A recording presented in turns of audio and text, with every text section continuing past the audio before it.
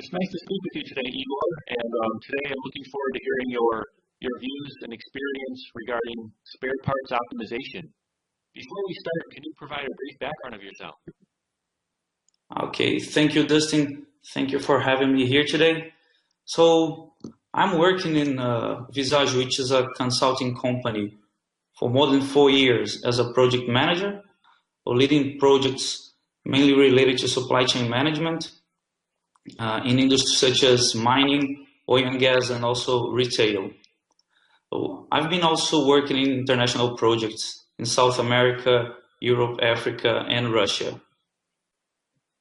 And can you talk about your recent successful project that when you were working on spare parts optimization, and talk about the main goals that you had for this project? Sure we can. So we recently finished 3 successful developments of spare parts stock optimization in Africa. And so 2 projects were in Burkina Faso and 1 project was in Guinea. So normally spare parts stock optimization projects, they try to help companies to manage their spare parts. So mainly questions that companies are willing to have an answer is, which items should I buy? How much should I buy of each item? And when should I buy these items? Well, these are questions that they are in the mind of procurement directors, and they normally have problems because of the high number of items that they have to deal with. So an interesting point of such kind of project is the positive impact on companies, since it affects both working capital and operational efficiency, because spare parts are expensive and they're also critical to operations. So when we normally go to an operation, the common scenario that we see, it's an inconsistent database. So databases that companies deal, they're full of duplications and also missing data. Also, all the processes related to stock management, they're not integrated both with procurement department and end users. And also there's no proper methodology to calculate optimized min-max parameters so that they can manage the spare parts in the daily basis.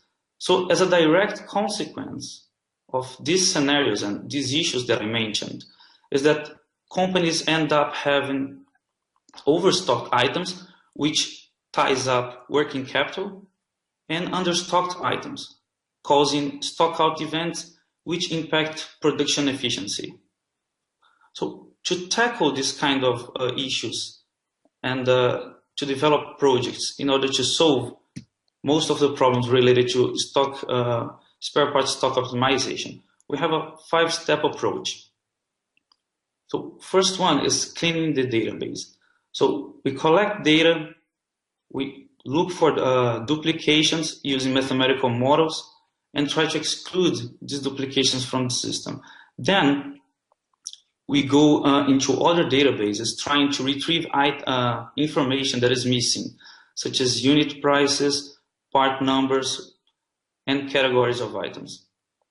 Once we have a clean database, then we are ready to start second part of the work, which is to collect inputs to optimize min-max parameters. So most important of these inputs is consumption and criticality of items, because normally companies, they don't have this information, or this information is very poor. So with this work of assessing consumption and criticality, we cannot simply use information that is already in the system, because the information is unreliable, as I told you. So we have to map this information with the end users. So it is a work that demands a lot of a preparation of forms, training end users so that they can really provide you with proper and reliable information of consumption and criticality, and also monitoring this work. So this is one of the most critical parts when you're developing a spare part stock optimization project. So once you go through the second step, collecting this information with the end users, then comes the third step, which is the optimization process itself, which means that in this part, we will put together all inputs that we collected from end users of consumption and create a category, and together we will include information of lead time, unit cost, order cost, and stock holding cost. And we will include this information in an optimization tool that we have developed.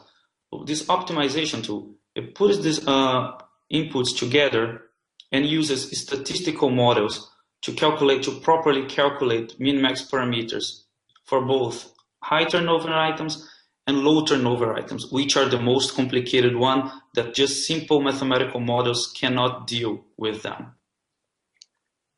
So after you finish the calculation and the optimization process, then we go through the implementation of new processes, because optimization process, it handles items that they already have in their system and they work with.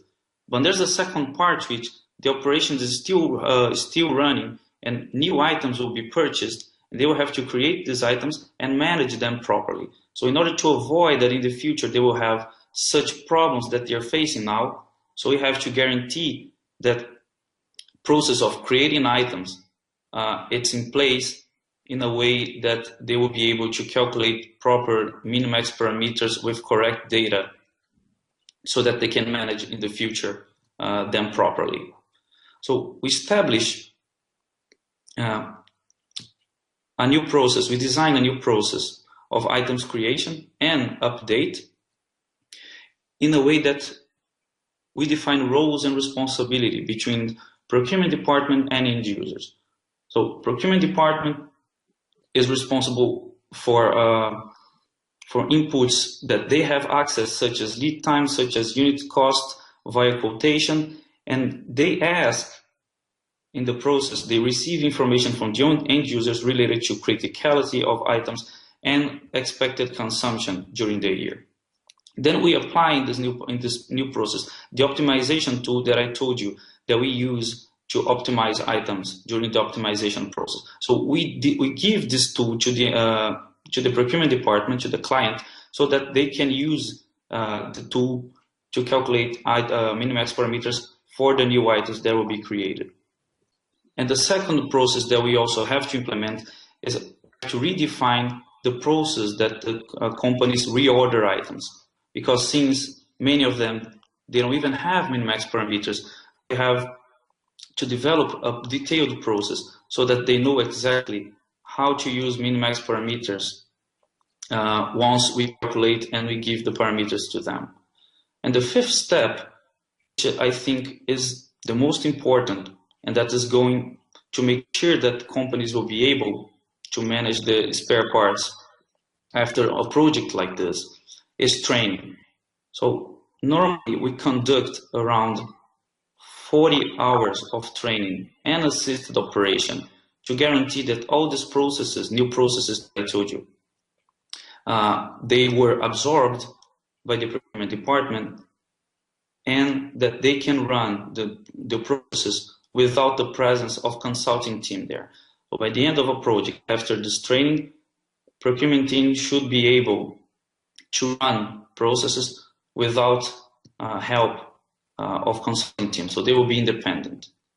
So as a typical result of project of spare parts stock optimization, and these are even results that we had a chance to really see, because there are projects that we finished more than a year ago, is that there is an expected reduction of working capital of 20% in 2 years. We also see a very fast and a short-term reduction of stock in transit, because companies stop buying things they are overstocked. So it's an immediate impact, is that stock in transit goes down. We also see increase of availability. Operations not going to run out of these parts, and cost avoidance of around 2 million during a project. So cost avoidance is one of maybe the shortest term result that you can find in a project like this, because once you have the preliminary parameters, you can already challenge purchases that are doing during the project to try to see if there are any overestimation or underestimation of these purchases. So during the project, even without finishing, we are able to prevent the procurement department to purchase wrong. So I think that's are the typical results that we find in a stock optimization project, and that was a brief description of how a project of stock optimization is conducted. And thank you, Igor, for sharing today. Do you have any final recommendations?